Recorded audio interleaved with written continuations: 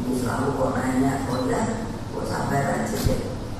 Yang urusan cawapres, loh, iya saya juga bilang pada Pak Zul, karena kita ini kan berteman, datang dengan suasana sejuk.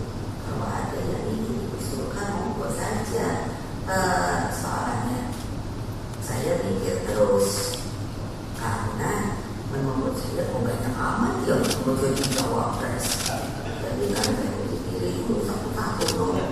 Jadi yang terbaik bukan dari partai-partai, tapi untuk kemaslahatan bangsa, negara, dan Indonesia. Kenapa demikian? Karena sepanjang yang saya pilih ketika Pak Jokowi, saya tadi bilang pada Pak Zul dengan Pak CK, alhamdulillah berjalan dengan baik. Pemilu lagi, saya pilih lagi Pak Jokowi meneruskan. Lalu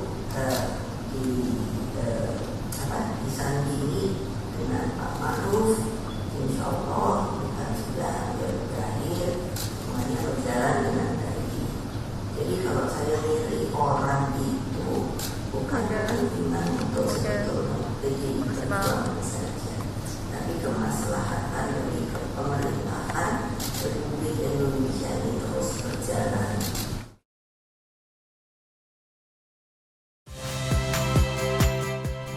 Saya Muhammad Syahreza. Saksikan program-program Kompas TV melalui siaran digital, pay TV, dan media streaming lainnya.